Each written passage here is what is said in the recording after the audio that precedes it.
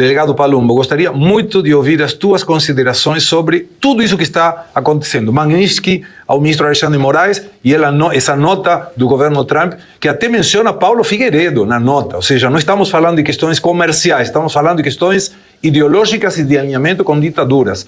O Brasil, pela primeira vez, tem um ministro da Corte que está sendo penalizado pela lei Magnitsky e que, se a gente avalia, foi o primeiro do que se denominam países democráticos, né?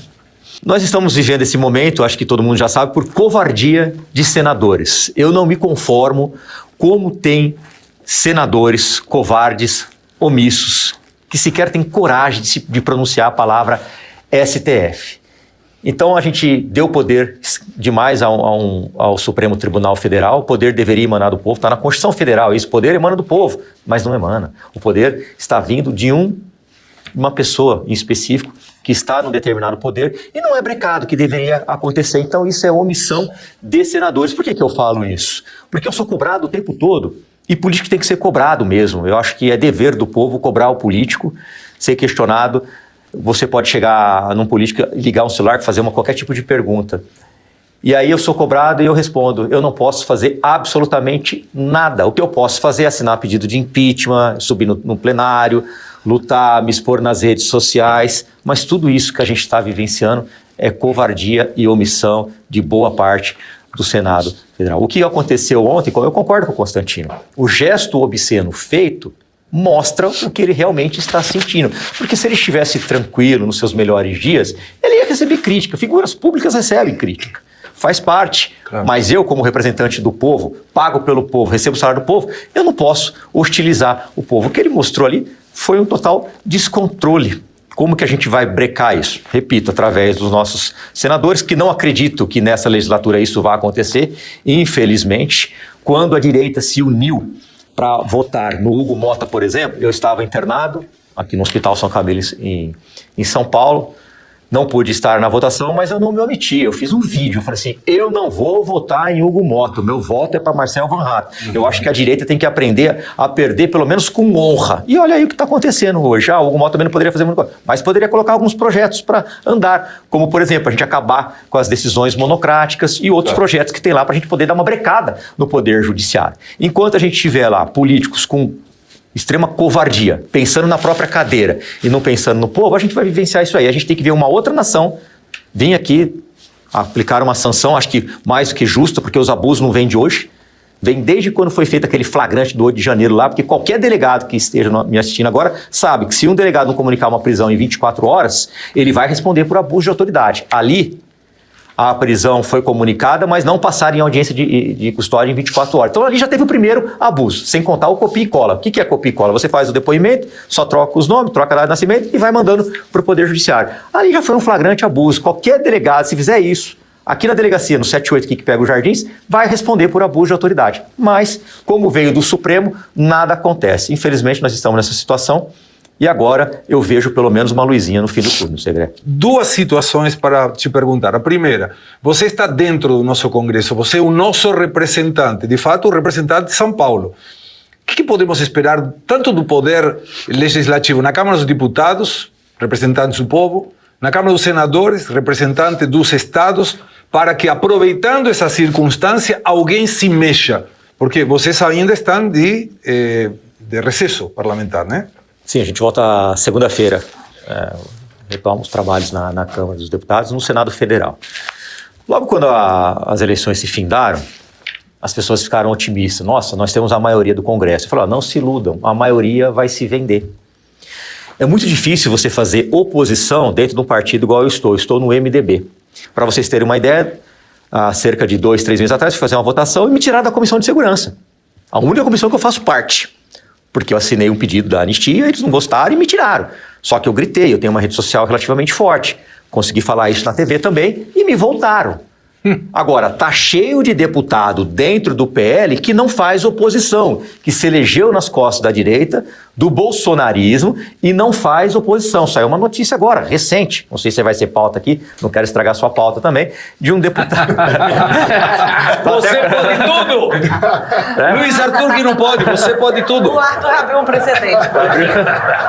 Então, esse deputado se elegeu nas costas do bolsonarismo. Ele foi eleito com a sobra dos deputados de Carla Zambelli, de Eduardo Bolsonaro e de outros aqui, do próprio Salles, que na época estava no PL, e acabou puxando esse deputado. E agora ele vira as costas. Mas ele não é o único. Tem vários desses que lá dentro que chegam nas redes sociais, fazem um discurso inflamado e depois vota a favor para receber cargos, emenda, poder, tudo aquilo que vocês já sabem. Agora eu posso garantir para você, Segré, e para a nossa audiência, se não fosse essa pequena oposição que tem no Congresso Nacional, a situação estaria muito pior.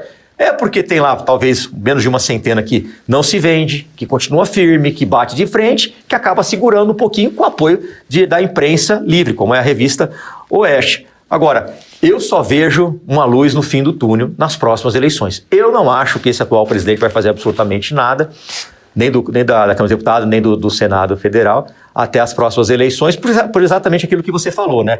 A maioria tem um processinho lá, um processinho acolá. Se você entrar com isso, eu vou colocar esse processo para rodar. E a gente sabe que a nossa justiça é muito rápida quando interessa. Basta ver de Deltão Dallagnol, como riparam ele rapidinho, questão de meses, mandaram ele para casa, que foi um dos maiores absurdos que eu já vi ali na justiça brasileira e também no Congresso Nacional, que mais uma vez se omitiu. Então, eu acredito muito que a gente, em 2026, a gente tem que escolher melhor, principalmente os nossos senadores, para que a gente não passe essa raiva, esse veneno que a gente está passando aí desde o início desse mandato, com senadores extremamente omissos, vendidos e covardes, Segredo. Palumbo, meu amigo, não é uma contradição a gente buscar uma diminuição do gasto público e, por outro lado, o Congresso, que deveria ser o que controla esse orçamento, colocar um aumento do gasto público através de um aumento da quantidade de deputados? Claro que é. Exatamente por isso que eu não votei nele e fiz um vídeo apoiando o Marcel Van Hatten, porque a gente já sabia o que ia acontecer, né? Enfim, agora ficou numa sinuca de bico, né? Porque o Lula vetou, vai para o Congresso vai ter que derrubar esse veto, e é o que você falou, né? Eu me lembro na votação que eu fiz um vídeo indo contra os interesses do meu partido, dizendo que aquilo era um absurdo, mas infelizmente passou, porque os deputados que iam pular fora, as cadeiras que iam mais perder, seria dos estados do Nordeste. Sim. E a gente sabe que quem comanda lá o Congresso Nacional são os estados do Nordeste. Não se iludam, você que é do Sul, São Paulo, quem manda lá é o centrão, não é nem a direita nem a esquerda, é o centrão, principalmente os estados do Nordeste. É uma vergonha isso, você tem toda a razão, eu sou favorável a diminuir o número de deputados, não estou fazendo aqui proselitismo político, não, muito pelo contrário, eu acho que é um absurdo a gente aumentar 530, para quê? Agora vai ter mais quanto? 530, 540, 550 para ficar lá submisso, sendo capacho do Supremo Tribunal Federal? E por que capacho de deputado não pode fazer nada, como eu mesmo falei? Mas pode falar. Tem deputado que sequer tem coragem de subir naquela tribuna e falar. É um absurdo. Eu me lembro que a primeira pancada que eu dei no STF na tribuna, me chamaram, né, um político velho lá, não vou falar o nome dele por respeito. Ele falou assim: ô Paulo, pega mais leve aí, senão os caras ferram você. Eu falei: meu, acho que eu fui eleito para isso, né? Eu acho que eu fui eleito para isso, né? Para falar. Agora, se eu não puder nem falar, fica numa situação muito difícil, Segredo. Mas ali é complicadíssimo. Por quê? Porque os interesses não é o do povo, não é o destinatário final da lei. O interesse é deles. São Paulo, o município de São Paulo tem mais de 5 mil cargos de livre nomeação do Poder Executivo. O estado de São Paulo, 20 mil. Brasil, então, nem se fala. Então é muito difícil você fazer uma política de independência. O que é política de independência? Quando, independente do partido que você esteja, você vai votar de acordo com seus princípios e convicções. Eu garanto para vocês, eu não tenho nenhum cargo no Poder Executivo municipal, estadual e federal. E não quero ter, justamente para não perder a independência. Se eu tiver que falar alguma coisa do governo estadual aqui, eu vou falar, porque eu não tenho cargos e nem quero ter. Agora lá não, lá vira infelizmente um balcão de negócio. O que você vai ganhar? Quando eu vejo deputado falando que errou a votação, é uma cara de pau tremenda, porque a gente vota pelo Infoleg e você pode refazer o voto umas 10 vezes quando você está em dúvida. Eu tenho uma assessoria jurídica. E além do que, né, deputado? Ou você votou errado por mau caratismo, porque quis, ou você é um incompetente porque não viu nem o que você estava votando, não sabe apertar um botão. Você quer ver um exemplo? A pauta da volta do DPVAT. Teve deputado de direita, fez vídeo, me desculpe, errei o voto. Eu fui lá e fiz outro vídeo em cima, mentira. Mostrando, você pode refazer o voto aqui e você pode mudar o voto 10 vezes durante o período da votação. Então, é mentira. E mesmo quando você está lá no plenário, que de quarta-feira tem uma norma interna, que das 6 às 8 nós temos 14 deputados lá. para não dar a impressão de que o deputado não faz nada. Então, é verdade. Peraí, fazendo o quê? O que você está? Estamos fazendo de conta que estamos fazendo alguma coisa. Você sabe o que você está fazendo? Calma. Deixa eu explicar, eu vou explicar. Deixa eu explicar. De quarta-feira pode ver que fica tudo lotado, parece um aquário.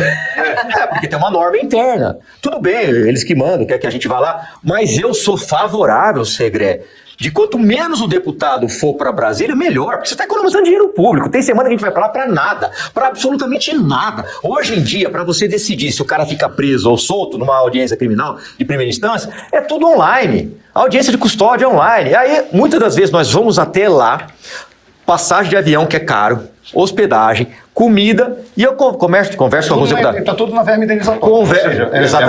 Exatamente. É dinheiro público, a gente tem que ter austeridade com o dinheiro público.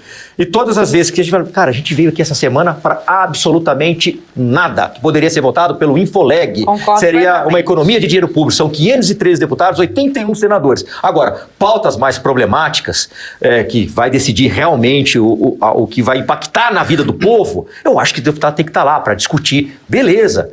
Agora, vamos colocar o nome da ponte, dia não sei do que. Eu trabalho muito mais quando estou no estado de São Paulo do que quando estou lá. É verdade. Claro. Porque lá as sessões começam na terça-feira, eu estou na parte da Comissão de Segurança, então começa 2 horas da tarde. Depois, na quarta-feira, como não me coloco em comissão nenhuma, eu começo às 6 horas da tarde e eu fico lá. O que eu estou fazendo aqui, meu Deus do céu? Eu poderia estar na cidade, visitando, ajudando, fiscalizando, que eu gosto de fiscalizar, que eu acho que é um do papel do Legislativo também, é fiscalizatório. Enfim, estou preso lá e poderia estar aqui votando pelo Infoleg. Eu ponho a minha cara, não tem como fraudar. Claro. Eu ponho a minha cara aqui, reconhece a cara feia, voto sim ou não e pronto, acabou. Enfim, né? Eu te pergunto, você, conhecendo a Carla, tendo trabalhado dentro do Congresso com ela, qual é a posição do Congresso em relação a essa situação da Zambelli?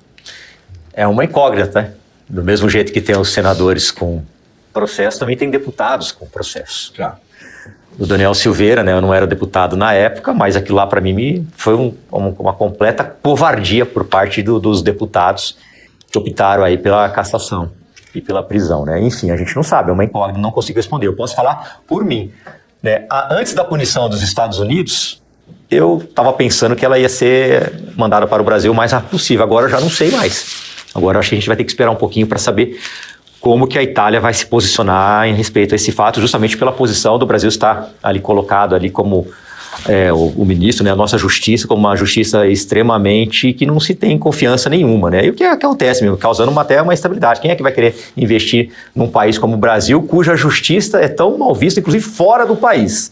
Então agora realmente fica uma incógnita, não saberia dar essa história. Eu sei que se for para plenário, já sei o meu voto, sou contra a cassação dela, não votaria pela cassação dela, embora eu seja de São Paulo, mas de forma alguma votaria para ela ser cassada, justamente porque ela pode ter errado, sim, em alguns aspectos, mas ela foi eleita com quase 1 milhão de votos, acho que esses votos têm que ser respeitados e a punição tem que vir nas urnas e não de um poder aí que se acha absoluto, que faz o que quer, que não deixa advogado ter acesso aos autos, que não deixa o advogado sequer fazer as suas declarações, corta advogado, ou seja, isso é um total abuso, um total desrespeito e eu acredito que o julgamento não foi tão imparcial quanto a justiça prega, né? A justiça, eu costumo dizer que ela é cega, sim, mas as injustiças são bem visíveis, haja visto que a gente tem visto aí desde o dia 8 de janeiro. A esquerda se defende o tempo todo, haja visto o que aconteceu com o Glauber lá, que fica os deputados do PSOL gritando, o Glauber não tem que ser caçado, eles fazem exatamente. Esse aí ele vai lá e chuta literalmente uma pessoa dentro do Congresso,